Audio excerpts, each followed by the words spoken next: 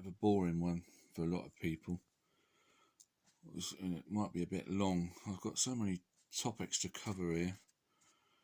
I'm just going to waffle on a bit and see how it goes. I reckon my storage will run out of memory on this phone.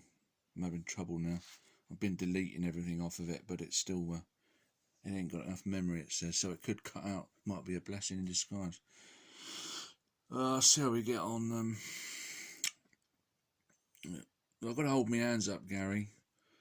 That video I did with the weight on the treadmill, that was a bit of a funny, really, I suppose, because the weight wasn't moving through gravity, was it? It was stationary. So, but John Walker suggested, what about if we put the scale in a car and move the car along the road with the scale on the front seat or in the footwell or something, and a weight on the scale, and we can measure the weight, stand still, not moving, and then go up fast, say 70 miles an hour.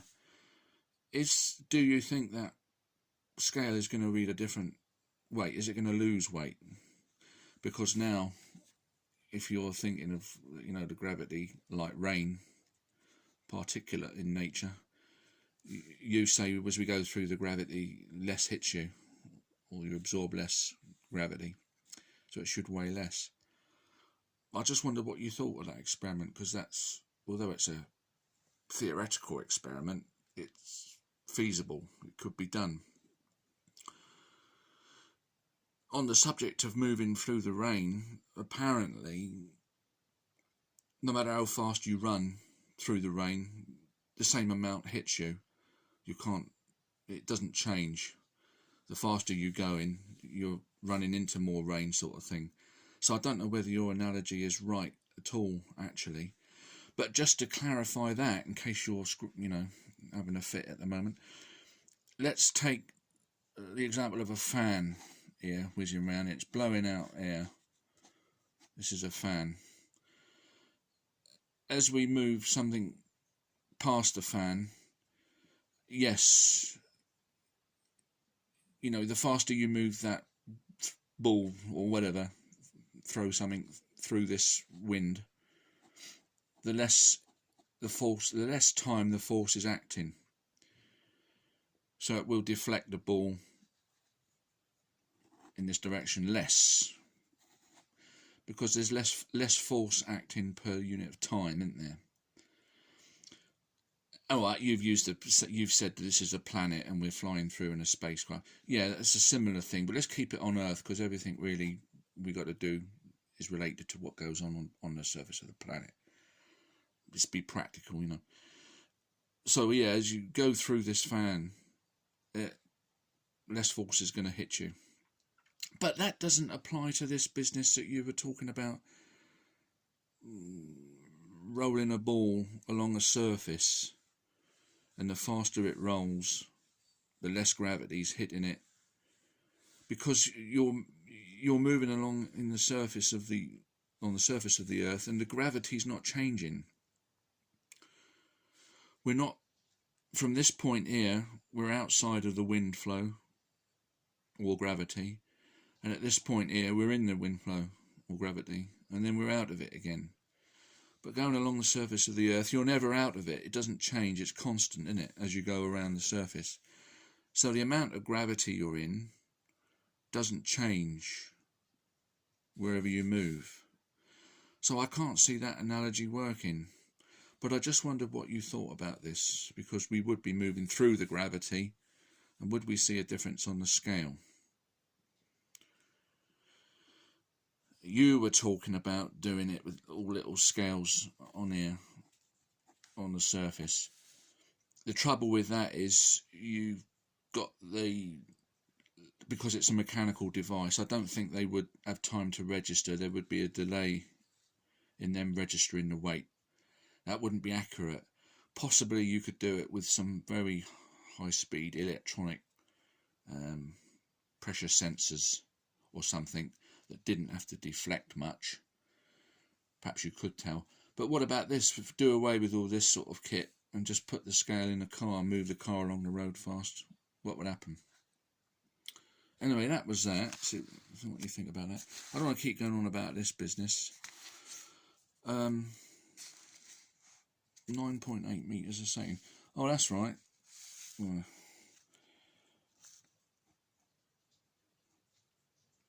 F equals ma, doesn't it? Well, you won't agree with that, but anyway, that's what science is. And I was thinking about weights falling to the ground in gravity.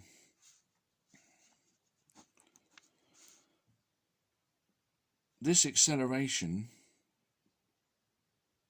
force is the same everywhere on the Earth, although it does vary apparently. It changes slightly from equator to pole. But anyway, for all useful purposes, it stays the same. 9.8 meters per second squared, they call it. Now, whether this is a big mass or a small mass, we know that if we drop them, they hit the ground at the same time, I think, strangely. But I was thinking about it. The acceleration doesn't change, but the mass has changed, hasn't it? Now, if the mass has changed, then the force has to have changed.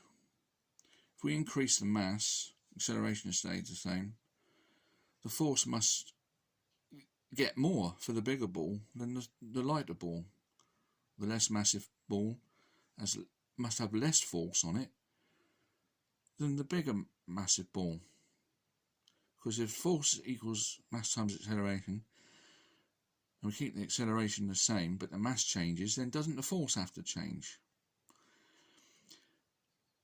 I'm not a physicist, and I'm not a mathematician. I'm just an interested party, interested in the truth. And I like to try and intuitively understand these things, because they're not easy to understand. And I don't know whether this will help anybody out there, or might confuse them, but so if the force on the big ball has now increased, the gravitational force hasn't increased, has it? But this equation says that if this is going to be equal to the product of this, and we change the mass, then surely this has got to go up. So if the force has gone up on the big ball, why isn't it moving faster? It's not moving faster, is it? Because acceleration stayed the same. They hit the ground. I think, this is my light bulb moment, it's because of the greater inertia. The greater inertia, because of the greater amount of matter, is balancing the greater force now. The greater force is having to be applied to move this greater inertia.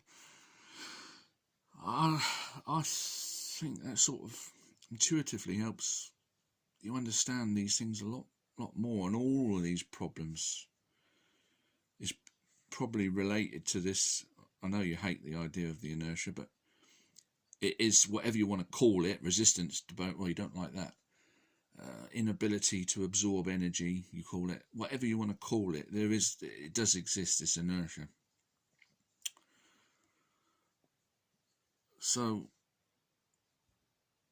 yeah, there you go. I think that's now what else was it? Now,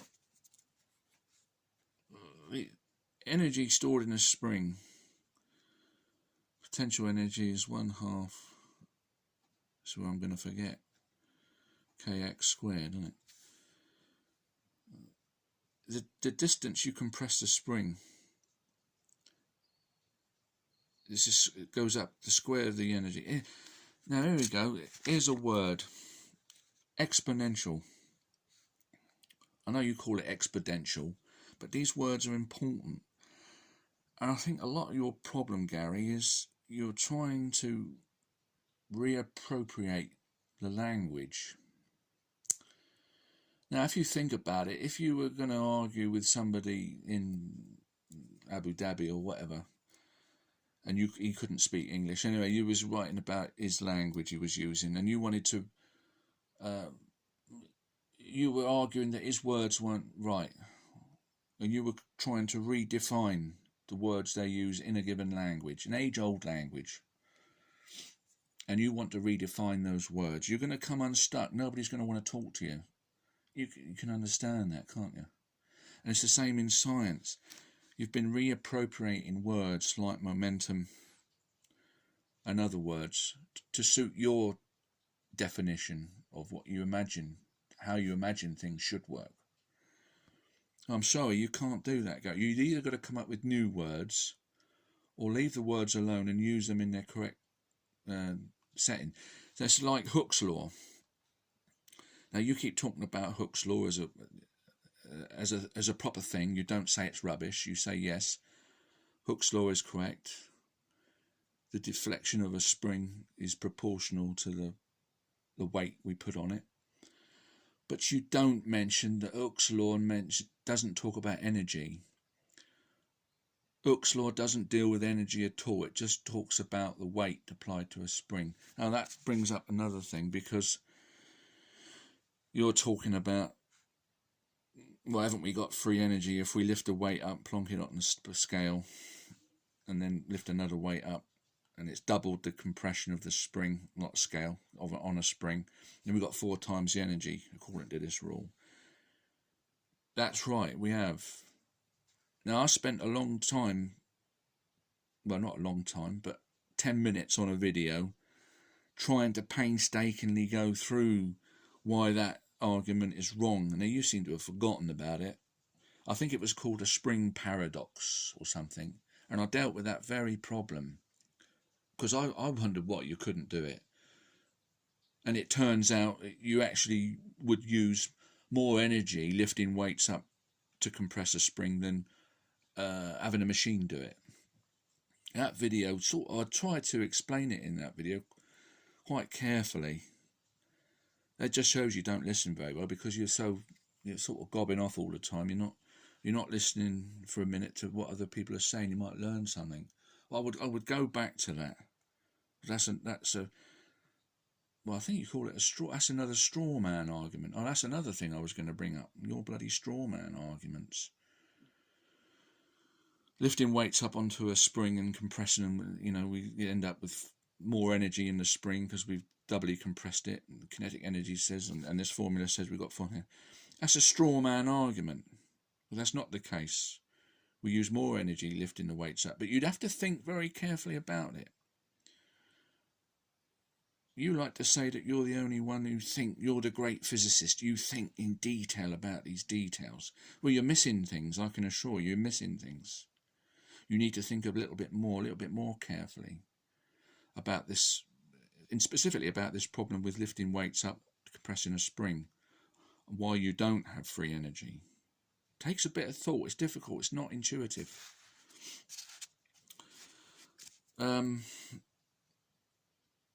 Yeah. So this problem,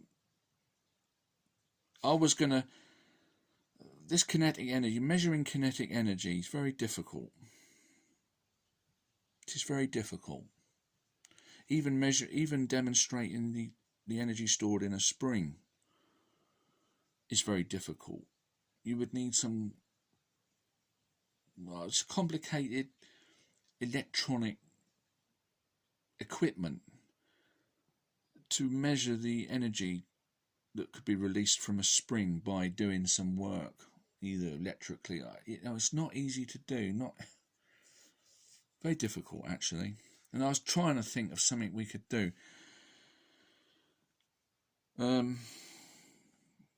Because I believe that dropping a weight twice the distance would give you 4 times the work. How to show it? And that's where this come in easy, because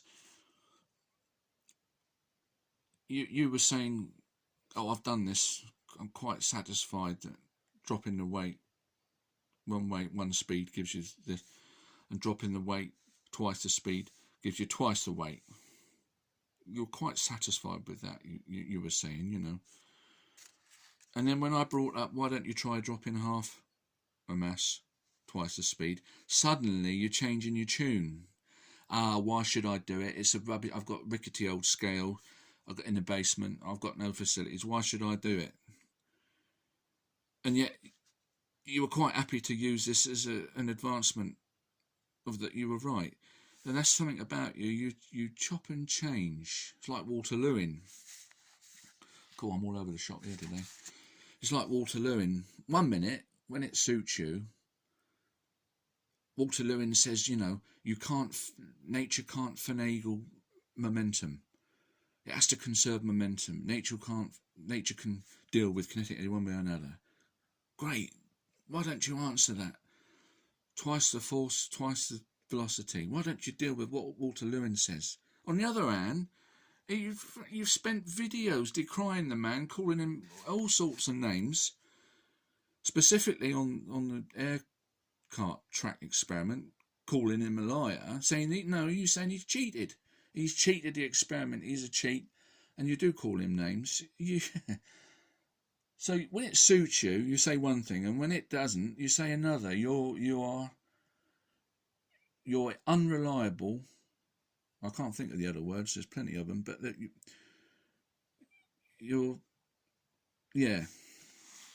that's all wrong, Gary. What you say there. Now then, going back to this spring business. If we dropped a weight, I thought this was a rubbish idea anyway. I said it to you because you were quite keen on it. I thought, well, I suspect that if you did do it, you can't measure energy by dropping things on a scale. They're not designed for it. You get a lot of the energy is lost in shock, the impact force and vibration. The scale, vibrates about. You couldn't read it accurately. It's a terrible experiment. I suggested it because I thought, well, you wouldn't. These two drops wouldn't give you the same. You would see a difference. You would, and that's why you haven't done it. But the problem is, kinetic energy says that you get twice the energy out, which is right. But if you're expecting this to measure twice, if this measured 10 here, and you were expecting this to weigh twice 20, you'd be wrong. Because the spring, it goes back to this formula. If you double the compression of the spring, you've got 4 times the energy.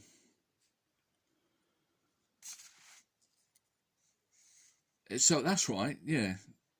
When you said you drop one weight, one mass, one velocity, and then you drop the same mass, twice velocity, it weighed twice. So you were saying, well, yeah, twice the energy, twice the distance, twice the time, twice the energy. That reading of twice the amount on here means 4 times the energy. Now, I know you won't accept that, but this is the problem. And because by doing this experiment with half the mass, we would only be registering double the energy, the actual scale wouldn't be reading double what this one did. It would be somewhere more than this, but a lot less than double. And I thought, you won't see that when it's vibrating about with the impact and the vibration. You won't see it. It won't be clear, and you'll say, oh look, there's no difference. So I don't think we can use scales to measure this energy.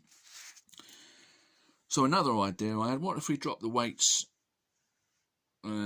different distances and used it to pull up a weight over a pulley or something. Drop the weights here and it pulls this weight up.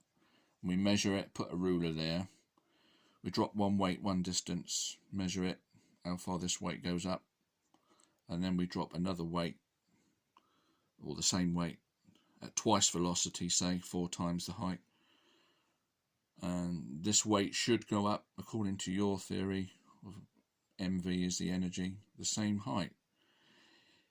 If it went up more, which kinetic energy would predict, you'd have to find another one of your excuses what was wrong with it. But I think that would be a good indicator You'd have to put a spring somewhere in here, because as the weight dropped, you couldn't have it suddenly having a shock stop again. You'd lose the energy. You've got to decelerate it, so we'd have a spring to decelerate the falling mass, and then that force that the spring was applying would also be lifting this mass up here, and we'd measure it on the ruler. You've got to decelerate the force, otherwise you lose it through shock in the impact.